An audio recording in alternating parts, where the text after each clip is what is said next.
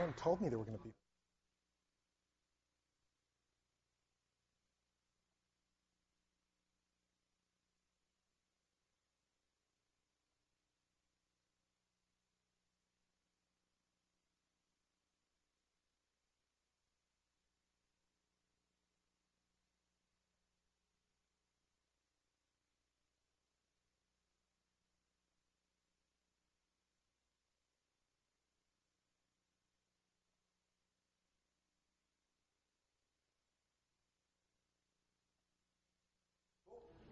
And Andrew Immerman. Thank you. Well, hello, everybody. What I'd like to do here is give everyone, through the course of this next hour or so. You can take it out of the stage. Oh, am I loud enough? Can people hear me in the back? No. No. What I'd like to do is, over the course of the next hour or so, give you all an introduction to digital forensics from a procedure point of view. And as Mr. Henry put forward, the field has a lot of software in it that actually does a good deal to resist forensics. But most of the time when you're dealing from a professional standpoint with forensics, you're dealing with, well, corporate collar types where they don't know what the tools are out there, and you usually have a pretty good chance of finding some good data. So we'll try to cover that. And of course, a couple of introductory notes. There's a lot that I'm going to go through. So please feel free. I'm going to make this live and available. So you should be able to download this from the LayerOne site. So if you have any questions, also please hold them to the end. So there's 8 topics that I'm going to cover here. The ones to focus on are the ones in bold. So I'm going to provide you a conceptual introduction of forensics. Go through briefly a slide or two on the anatomy of malice, which talks about the anatomy of an investigation. Digital evidence, forensic procedure, which is where I spend most of my time, forensic tools and techniques, just some tools to basically have you look up, because most of us know how to run man. And so between the internet and man, you've got a pretty good shot of finding out how these tools work and how powerful they are. A brief section on counterforensics, which I'll just glaze through. Forensic hardening for the corporate types who want to protect their systems, and some further educational resources. By the end of this, hopefully all of us can become digital proctologists. So the definition of forensic science.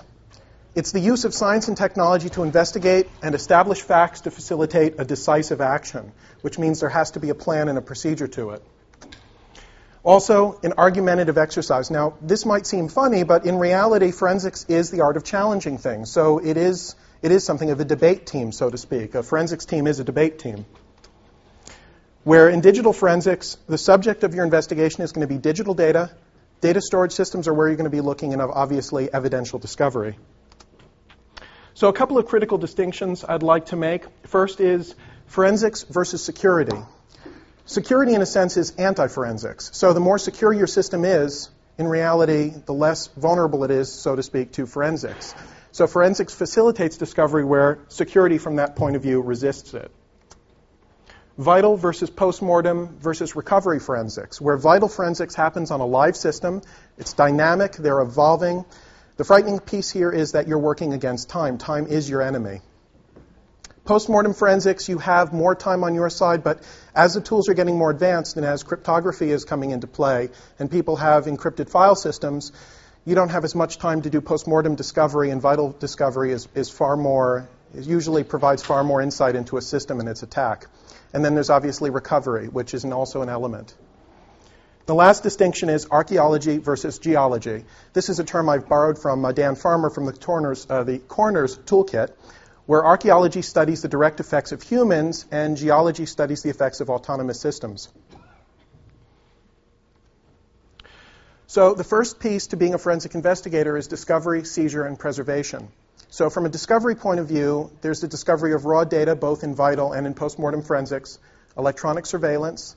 There's seizure and preservation, so to borrow the term from layer 1 through the abstraction layers, you want to work from the lowest level possible. So analyzing a bit stream is usually far more productive than looking at the actual application data. From volatile to non-volatile, so this we'll talk about later in terms of order of volatility. knowing the geological terrain. So, for example, it's critical that you know how your Linux system works or how your Windows system works, how the NTFS file system really stores data.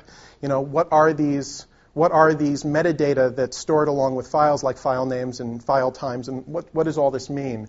Avoiding malware and documenting everything. Recognition of digital evidence is also the responsibility of an investigator. You have to be able to identify it and chain of custody, which we'll talk about a bit later. Duplication, distillation, and conversion.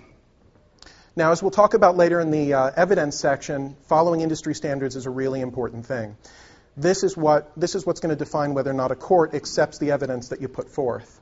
So duplicates must support independent verification. Duplicates must be tamper-proof, and to quote the Federal Rules of Evidence, if data are stored in a computer or similar device, any printout or other output readable by sight shown to reflect the data accurately is an original. This basically facilitates digital evidence. And then conversion both for analysis and representation. Analysis and reporting, finding out the who, what, where, when, why, and how, finding the needle in the haystack, and then being able to report on it. Expert testimony, being experienced enough and having the expertise to be able to provide expert testimony. And this can be something of a challenge, since if you haven't in the past provided expert testimony, it makes it very difficult to put you on the stage because your credibility is brought into question, which means your first case is usually the hardest. And then having both being a durable expert witness and durable expert testimony, which we'll talk about. Being a tactical strategist, both providing insight to your customers as to what their objectives should be, and then defining tactics to implement. And then consulting in business operations. And since this is mostly collar stuff, I'll skip through that really quickly. Consultation. And of course, wonderful quote from despair.com, if you're not part of the solution, there's good money to be made in prolonging the problem. A couple of professional requirements. This is the touchy-feely part of my presentation. You've got to be an expert in both volatile and non-volatile digital data, in tools and techniques. Now, when I say government, anytime you do an investigation, there is a government of sorts. There's policies and procedures to follow. There might be laws. If you're following something for criminal procedure, there's other requirements. So you have to know what the government is, and also there's a certain amount of etiquette that you have to follow in taking a system. Obviously, walking into an office and shooting everybody who's in there other than the investigation team is usually not good etiquette. Secure and private work environment, self-knowledge and experience. Knowing your limitations is very important. And the last piece, just a couple of words of advice moving forward. Crisis management is the art of slowing things down. And that's what you're doing in forensics, is slowing things down, so to speak. Got to be methodical, perform checklists, and at the end, just remember Murphy's laws. So the anatomy of malice. I'm going to let you read through the intrusion scenario since it's just a bunch of terms. The questions to ask are, was this inadvertent or malicious? This will help determine how you take your course with forensics. Was this the target or merely an instrument of the act? So, for example, is this computer just one stepping point for somebody who wants to gain access to something else in the network? For example, print servers used to be very common as an entry point for attacks. So if you're investigating a print server, it's merely the instrument of the attack. Espionage versus sabotage and whether or not it was premeditated. If you can determine that it wasn't premeditated, then you usually have more options because there's more carelessness to deal with. So evidence, to quickly gun through this. Primary evidence is supportive evidence, counter-supportive evidence, and controversial evidence, all of which are very important. If you don't have evidence and counter-supportive evidence saying, so the first question says, this is evidence that it happened. This is evidence to support that it didn't happen this way or this way or this way, that it did in fact happen this original way, and then controversial evidence is evidence that you're not sure what to make of. Secondary evidence is that of discovery, or destruction rather, concealment, fabrication, forgery. And then the different types of evidence are fossilized artifacts or residual evidence. So then there's the questions of government. What are the objectives of the forensic investigation? This is a very important question so you know what it is you're looking for. Who will receive the forensic analysis? What are the subjects of this forensic investigation? So what machines are you going to look at? What data? How many hard drives are we talking about here? Are we looking at memory as well? And what governs this forensic investigation, which goes back to government? In the U.S. court, the applicable types of law are electronic search and seizure law, which is still fairly undeveloped, so there are both strengths and weaknesses to the forensic investigator because it's an undeveloped area. Electronic surveillance law and the admissibility of digital evidence, which is what we'll talk about here. And, of course, just listing out some legal aspects. Legal search and seizure. So this goes back to the Fourth Amendment. There's some interesting timing issues with digital evidence, and I'll direct your attention at some point to, if you're interested, and this will be in the download, Oren Kerr. And he has some interesting articles on the legality of certain types of digital evidence, and there are links at the end of this. Is it authenticated evidence? Follow the best evidence rule. So to give you an example of the best evidence rule, Fry versus the U.S., the determination was made for the results of a scientific technique to be admissible. The technique must be sufficiently established to have gained general acceptance in its particular field. This is the general acceptance test that often requires knowledge of the literature. So this comes back to using standardized tools. So even though EnCase has its weaknesses, there is a benefit to going back to EnCase and confirming your results in EnCase so that your evidence is more admissible. And then exceptions to the hearsay rule. Obviously, digital evidence is interesting in that, in a manner of speaking, it's all hearsay. But the courts have recently ruled, or actually not so recently, but they've ruled that digital evidence is not considered hearsay because it's a result of machine storage. And one last comment that I'll make here, I was too embarrassed to put that there were actually digital rights laws that came out of the U.S. v. Simpson trial. But there's some interesting stuff in there about chat room logs and how they are admissible as an admission of guilt. So the viability of evidence, the questions are, is it admissible, which we already covered? Is it applicable, so real and relevant? Is it verifiable? Is it reliable, receivable, complete, and convincing? If you can't answer these questions, then your evidence probably doesn't belong either to the people that you requested that you find it or the courts, and the courts won't accept it. You'll have no ability to defend the evidence. So forensic procedure, this is the more interesting part. Preparation, collection, preservation, analysis, and presentation. Starting from the preparation, you have an incident statement.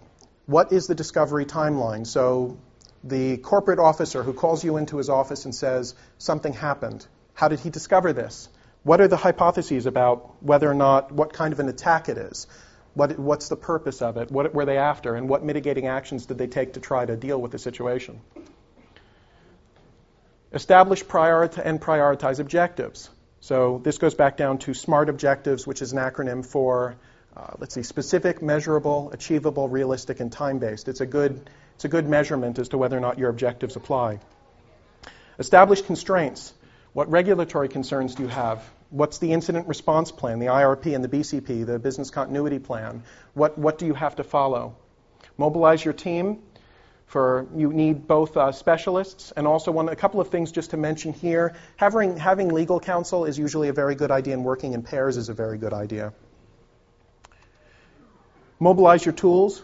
So you have your dedicated environment and your identification, capture, and archival tools, and industry standard tools.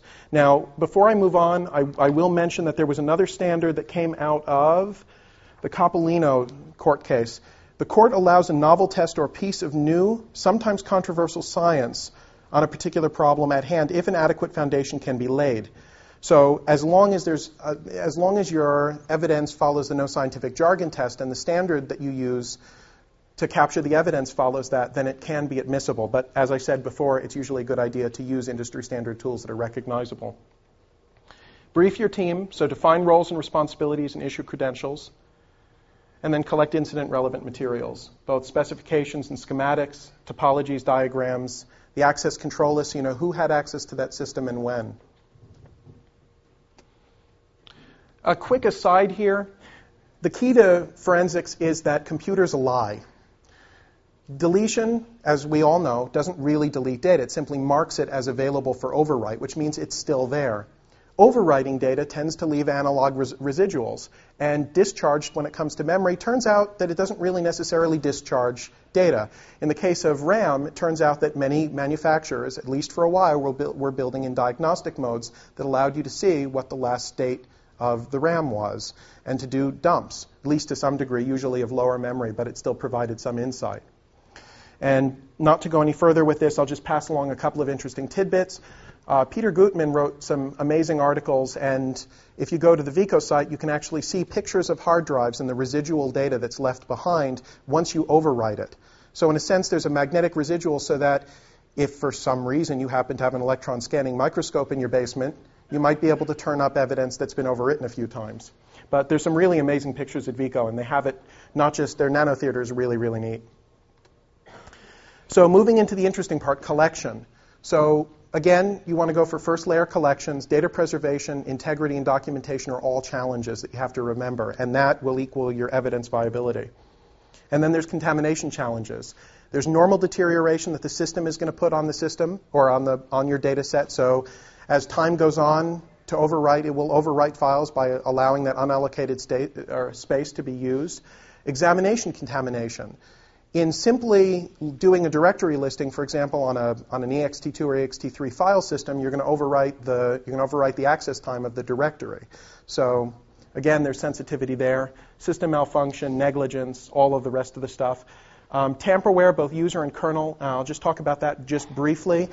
The user space tamperware, that's been around for a while in the form of replacing executables, the rootkits, and also replacing libraries, but there's some very neat stuff in the kernel world where people will replace the low-level write calls. So they don't need to replace the libraries, and some of the rootkits can't detect this because it's kernel level.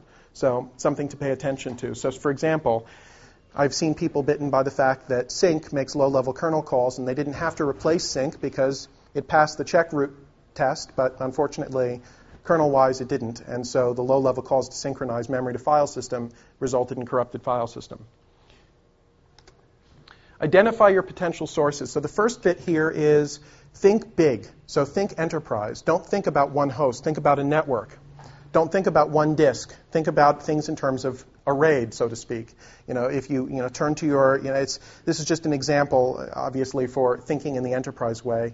And think peripheral devices. There might be keystroke loggers. There might be print queues or other sources of information that are not direct. And then at the micro level.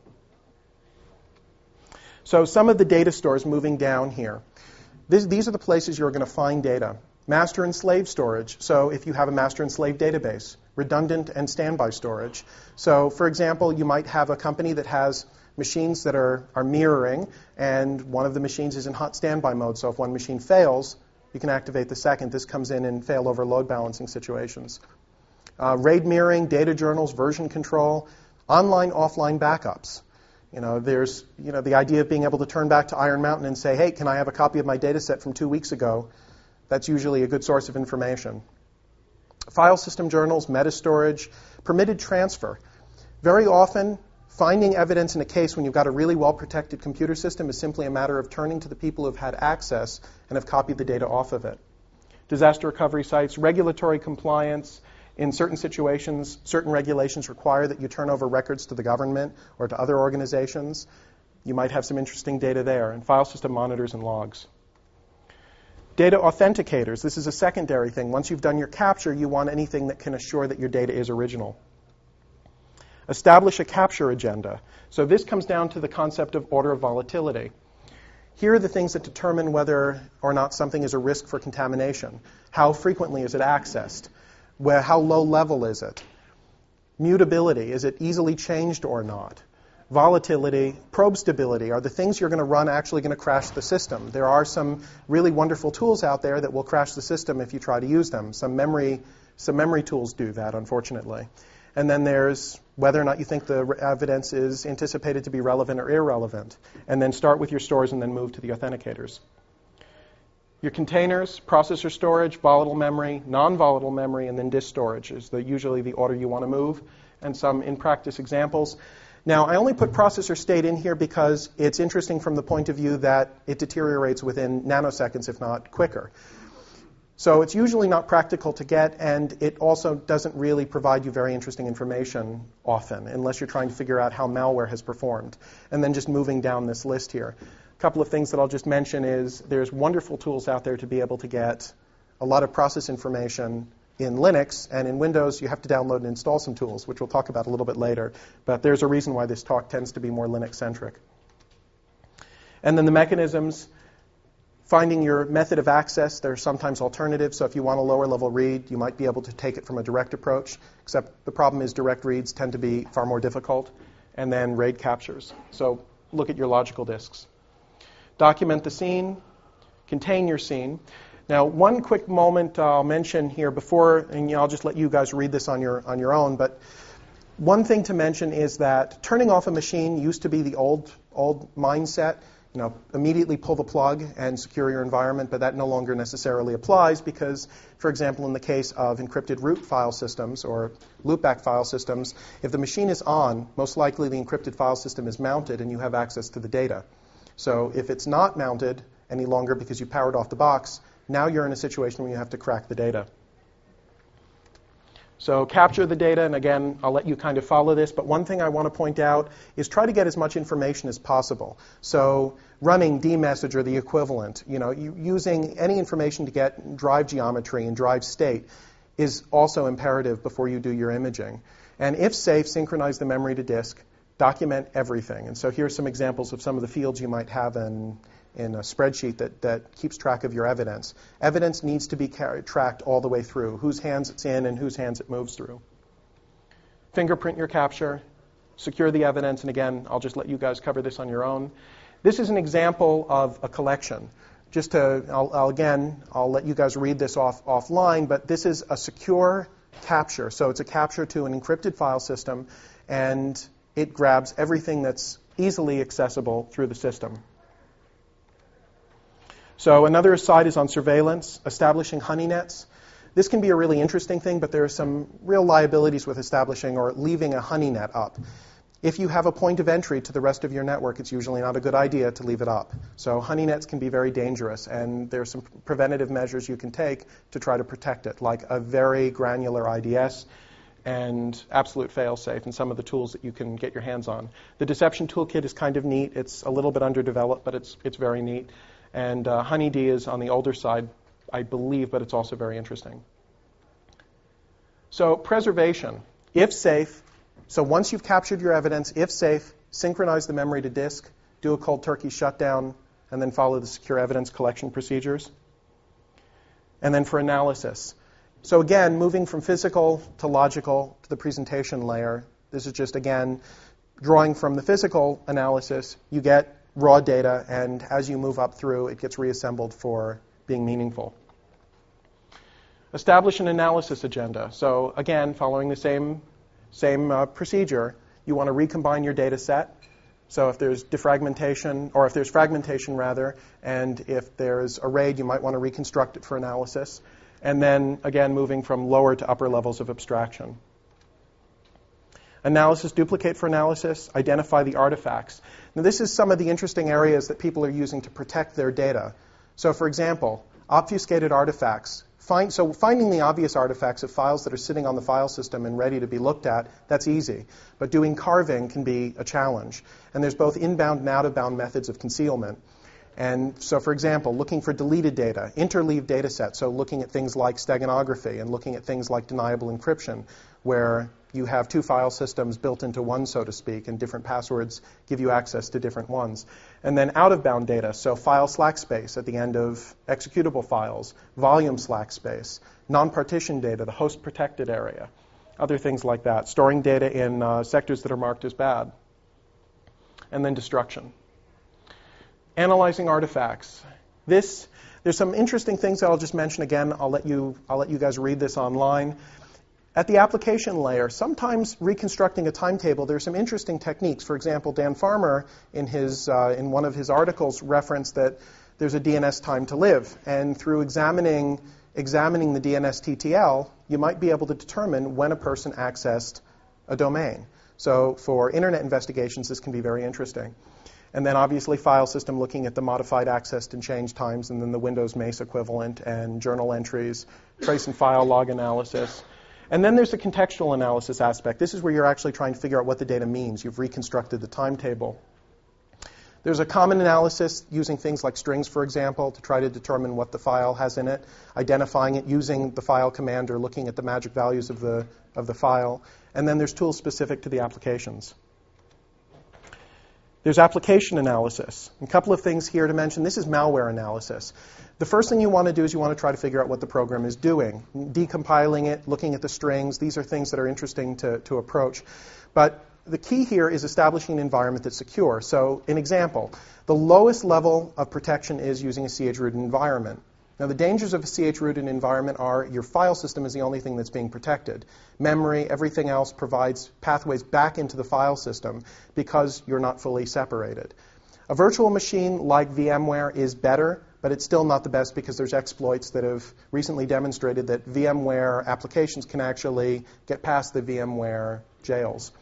The best is to have a dedicated machine that's isolated, and then establishing a framework for analysis. So process analysis, having a kernel and library subversion so you can watch actually what the process is doing. And then there's some neat censored execution that will notify you if something in particular is being done. And for Java code, if you have the source code, Globe is a neat element for that. Don't be afraid to involve specialists. As a forensic investigator, your job is to be able to know how to have structure and procedure and to protect the evidence. It's not necessarily your job to be a specialist in every different kind of database out there, for example. So, for example, there's no reason not to go off to Oracle and look at one of their Oracle internal specialists, but you have to provide them the forensic environment in which they can work securely. Theorize to objectives, refine the process, and repeat. So you go through this a number of times. Presentation, I'm going to just skip through this very quickly, just some structure and some guidelines for putting together good presentation.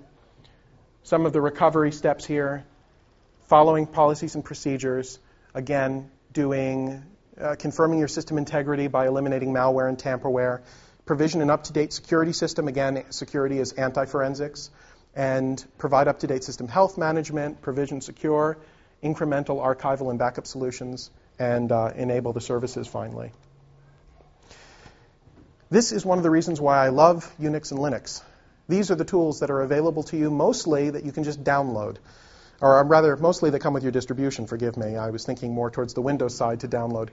A couple of things to mention here. The ones that I marked in orange and red can potentially be dangerous because they read the file and change the access times. So one of the first things to do in an investigation, if you have to index a file system live, you're going to want to capture the MAC times in an intelligent way, for example, using something like find or a Windows equivalent that doesn't touch the timestamps of the directories until after it's recorded it. And then some other tools just to mention here. CryptCat is an alternative to Netcat that runs an encrypted underneath SSL, so you have the benefit of encryption for the data if you're doing a remote capture. Some other things to note are in the additional tools section. There's some very interesting stuff out there, and most of that is listed here. DCFL-DD is a DD alternative. It's an extension to DD to allow MD5 while it's DDing, so you don't have to go through your capture and then wait 10 years for it to MD5 it. I emphasize here, by the way, that knowing Perl is a real benefit. And then some interesting Linux locations. I'm just going to kind of run through this relatively quickly for live response in Linux. This is an interesting alternative to using ls. Some people type ls and they find that it might have been compromised. So echo.star or star. A lot of rootkits don't replace echo. And even if they did, you're dealing with bash expansion here. Capturing the date with the time zone. Quick couple of lines on hard drives. HDParm is an interesting tool to speed up your captures. The problem with it is it can be dangerous. For example, don't try to run this on older SCSI drives. Even though it's not applicable to it, you can do some damage. And then some interesting mount options. I'll just let you kind of go through those. DD, a couple of things to mention that are important. No error and sync are probably the two most important options you could pass to DD. Without those, your forensic capture can be greatly compromised. If it has a block read error, DD will naturally stop. That's not necessarily what you want. You want it to keep going. And the second piece to that is you want to use the sync option. And what the sync option does is it buffers out that full block in zeros so that offsets are no longer affected. So for example, if you do a full capture of a drive, including all of the partitions and the boot sector, you'll use output from something like fdisk to be able to mount specific pieces of that. But if you don't do the sync option, you won't have the benefit of being able to mount it because all the offsets will be off. Interesting find line with lots of options to print out everything, and an MD5 line. There's a couple of things. Using netstat is, of course, very important. See what's running on the machine or what's listening and what connections are established. LSOF is a very important utility to determine what files are opened on a live system, and then mount options. Live response in Windows. Back to what I was talking about earlier, there are very few tools that come natively with Windows for live response. Unfortunately, you will have to affect the file system to do a real capture. Some of the places to look are installing Cygwin plus the Unix utils, which gives you some of the basic stuff like DD on your file system. Sysinternals is an interesting website that, again, I've got the link at the end, that has a lot of tools that accommodate this Linux-like discovery, security focus, and then there's an open source digital forensic sites that has some wonderful tools. Postmortem response tools. To talk briefly about these, the Coroner's Toolkit. I'm sure most of you have heard this name before. Basically, some tools to do data carving, to do low-level examinations of a system. The very, very important tools. One of the tools to mention here is memdump. If you're trying to do a capture of memory, for example, just looking at, for example, dev-mem doesn't necessarily help you because the memory is not contiguous. Memdump accommodates that, at least in the best way it can, and PCAT will actually allow you to dump the memory of a running process.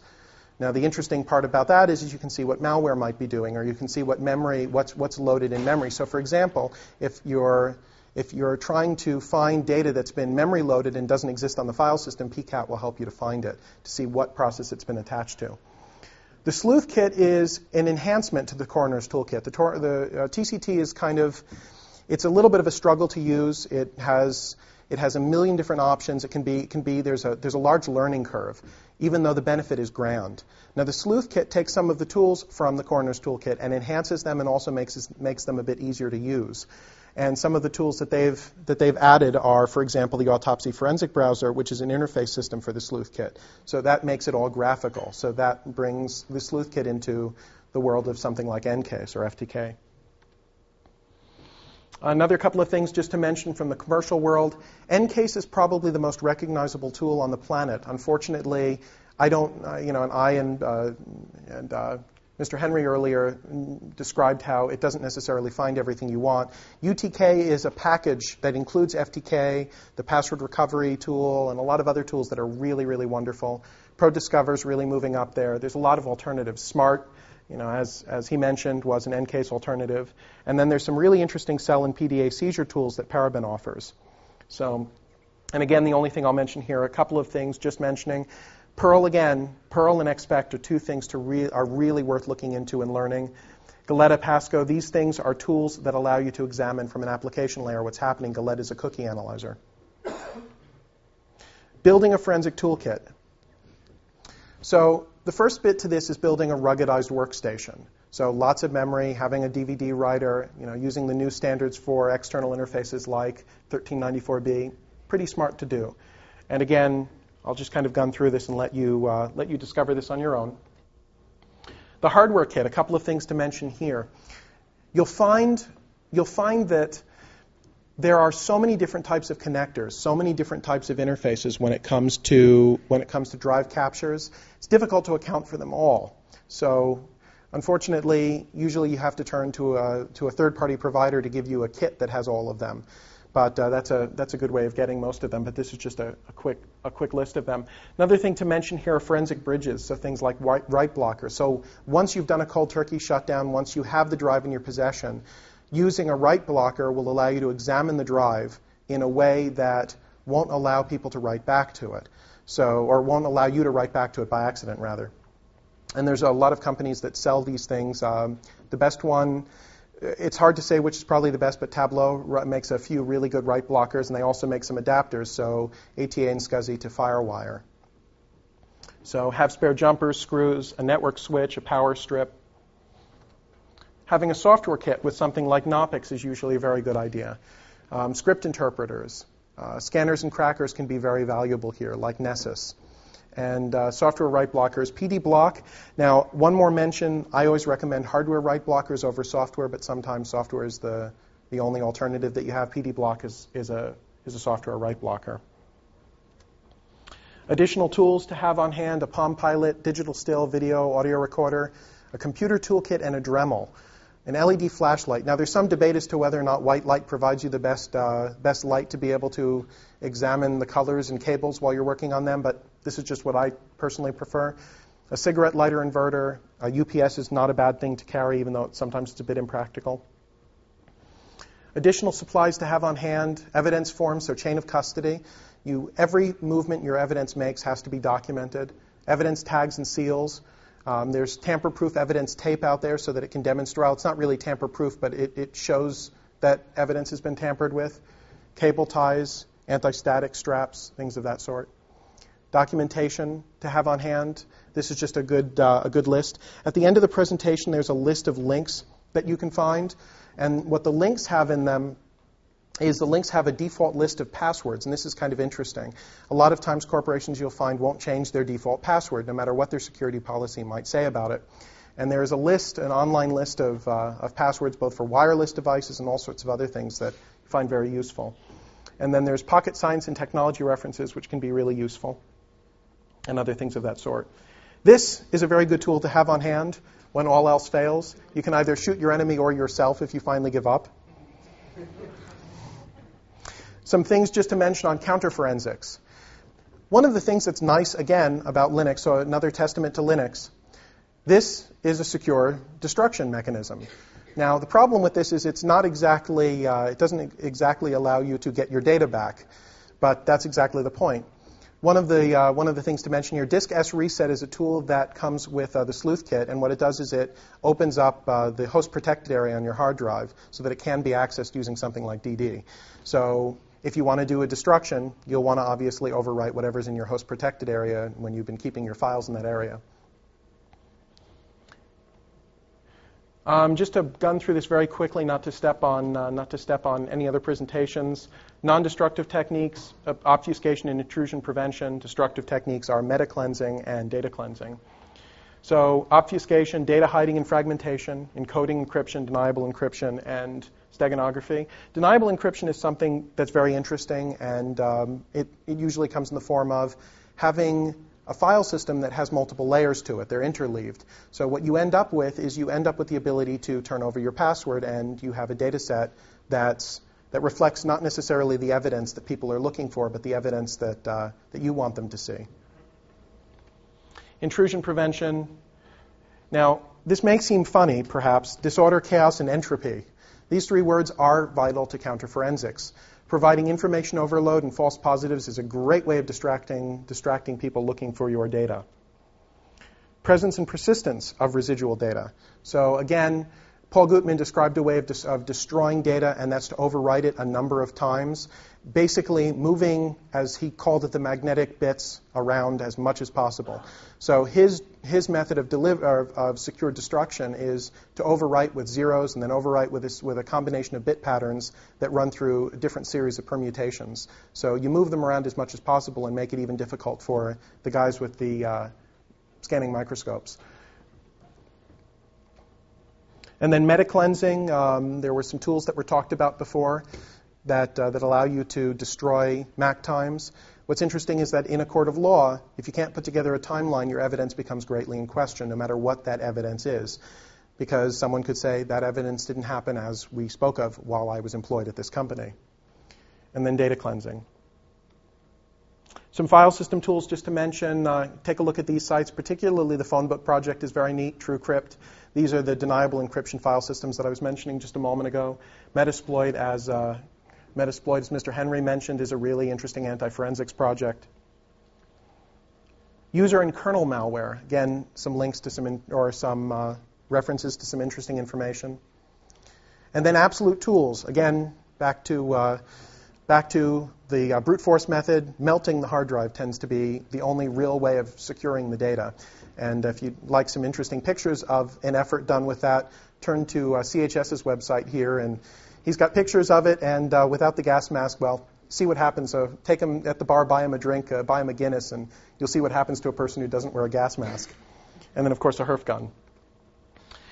This was another cute script that someone sent me that I think is probably worth just throwing in here. Russian roulette for your hard drive. Forensic hardening. I'll talk about this for a moment. Security by design and practice.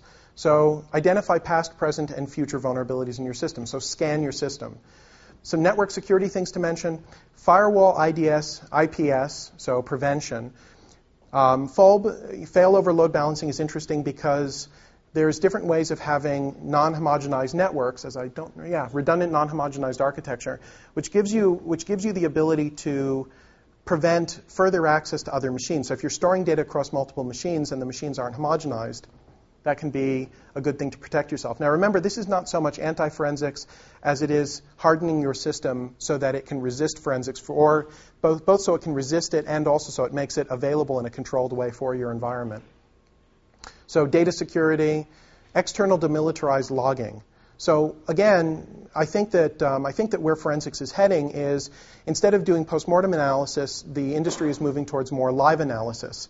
And to deal with live analysis means you have to have more data available. So it's more in the preventative area. Once again, being reactive is being proved to be a very dangerous thing. Being preventative is usually the best approach. So having demilitarized logging, having things like tripwire running on your system, so you have those MAC times preserved. So if something all of a sudden changes and a file now says it was last accessed in the year 1930, and your tripwire logs show that for many months here, the last time it was accessed was, a week ago.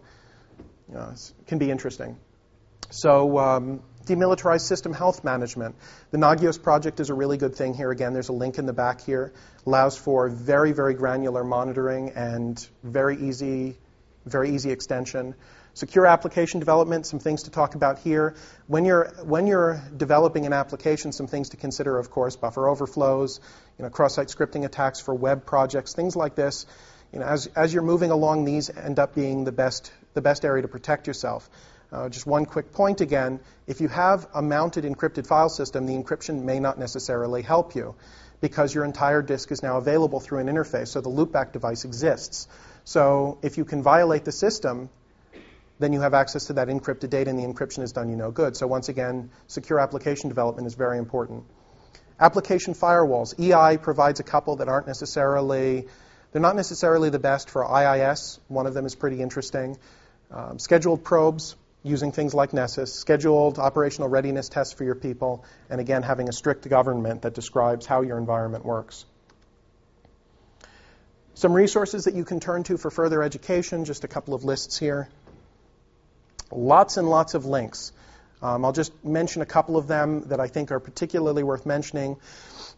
Foremost, which is the fourth from the bottom there, is a very, very interesting site. There's a tool there that allows for file carving. Now, most of these tools that are listed on the next 3 pages are free tools, and they're really worth looking into. Again, my goal here is to provide a framework and then throw out a tremendous number of terms in this presentation so that people can go and look it up and learn more, since an hour really isn't enough. The Penguin Sleuth Kit is another really interesting package. It's a Knoppix extension for forensic analysis. So it's been hardened in many ways similar to the Anonymous OS, so to speak, although that project is very different and has a lot of really neat stuff. But the Penguin Sleuth Kit is specific for not touching things in the course of a forensic investigation live. So Lanza Packets, that site, the Pheno Elite, this is the site that has the list of default passwords worth taking a look at, and a lot of other interesting links. Secure programming is a wonderful how-to as a starting point for a development team on how to avoid certain kinds of overflows from input validation to things of that sort. Sysinternals, Tau Security, these are all really good websites. You'll notice I put Vico in here. It's a very neat site to just look at. These are the people in the industry. If you want to learn more, a great place to start is with their websites or to look for their names on the internet. Brian Carrier wrote the Sleuth Kit and the AFB. Eogan Casey has a lot of interesting text on investigation, not necessarily tools. Dan Farmer. Oren Kerr, who I mentioned earlier, has some wonderful articles on criminal procedure and cyber law. So if you're going to get into criminal procedure and forensic investigations, this is a person to really turn to and look at. Bruce Schneier for encryption, and Venema, who worked with Farmer on the Coroner's Toolkit and also wrote Postfix. A couple of the books that I think are really important people get their hands on. Towards the bottom, I just threw in understanding the Linux kernel to remind people that knowing how your system works at a very low level is very important. This is a very good book just for entertainment. I recommend this to everyone to have a sense of humor. And on top of it, this is all very relevant because Dirk Gently was a forensic investigator. So I'm justified. So The Long Dark Tea Time of the Soul, good book. And then if you want to turn to commercial organizations, at a certain point in your investigation, you're not going to be able to go any farther with the tools that you have. And so you'll want to turn to a commercial organization to support your effort. KPMG has an interesting department. They're kind of they're a little bit difficult to work with from my experience. Navigant Consulting is good. The last one, Kroll, used to have a strong forensic investigation team, but they've been losing people to the upper three.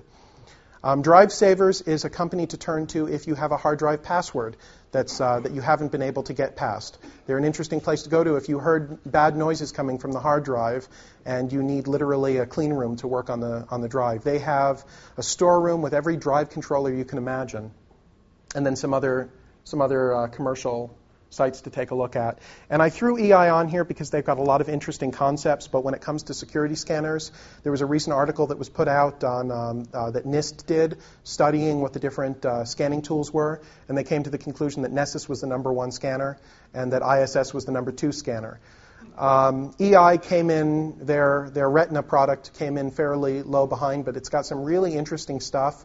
I think that they just need to get a little bit more detailed in their implementation, but other than that, they've got some good stuff. And that, I think, that wraps it up for me. So I'm going to post this on the LayerOne website, so it's good for procedure, and it's good for some other notes and to go further. And if you'd like to email me with questions, you are welcome to. And this last slide will be on my on the project plan, or this PowerPoint when I upload it. So, any questions, if anyone is still awake? Where? No. What was the URL of that guy trying to melt down his hard drive? You'll have to get that from this gentleman right over here, the living URL right here. driveslag.eeq.com. He did that in his backyard. Yes? In a forensics investigation, installing software on the box, how does that stand up in a court of law to do the forensics investigation because you're changing the evidence? It doesn't necessarily affect it because the end evidence is going to be the files. However, the bigger concern you have is overwriting the files that are there. So those tools are really useful to put on the machine in the beginning as a starting point. But again, in some systems, sometimes pulling the plug is really the only option that you've got. So you do whatever analysis you can with the tools that are online, and then you do the cold turkey shutdown and do the drive analysis later where you have better tools. Affecting the data set is not necessarily so bad from a court of law point of view. The most important thing, though, is not to destroy potential data that's been obfuscated or deleted or anything of that sort. Does that answer the question? Okay. Any other questions? Yes? Is there a place to go where they actually have like a drive image, and then there's like a case that someone would like to that's where you can download the image and then play with it? Oh, you mean for personal development? Sure, there's lots of places. If you go to, I think the best ones are available from Carrier's site. Let me see if I have it listed here. It's called Digital Evidence, I think it is. So the 1, 2, 3, 4, 5, 6, 7, that has some interesting links to some data. But also, as has been mentioned earlier, it's also good to potentially just go on eBay and get a hard drive and then do an analysis on that. That can be very good. There's also, I believe, and I haven't looked at the disk sets of it because unfortunately I didn't want to lay out $50 or $60 for the book, but there's some CDs that come with some of the books out there that have examples in them. I think, let me move back to the book section here. I think it's the Real Digital Forensics book. The one, there you go. Second one there, Real Digital Forensics, I believe comes with a CD with some examples. And also the File System book, which is written by Carrier, also has some examples on it to look at some interesting images. Does that? Very good. Any other questions? Yes? Have you ever dealt with a scenario where somebody was using a pretty secure live CD and there was no hard drive involved? I personally haven't. Colleagues of mine have. Usually that's when you turn to the programs like memdump to get contiguous memory dumps of what's on the system. Again, once that machine has been powered off, there's nothing you can do. So again, moving away from cold turkey shutdown. But that's generally the approach. Does that mean you need some kind of console access to log? Yeah. Well, it doesn't need console access, but it needs a login, obviously. But it doesn't need console access to run the memdump. I think that the older versions required that you log in as root. I think some of the newer versions will, unless your kernel has got, for example, in Linux, if you're running a kernel that has something like GR security, then usually you're set. GR security segregates processes from being able to see each other's memory. Does that answer? Okay, very good. Any other questions? I think that wraps it up.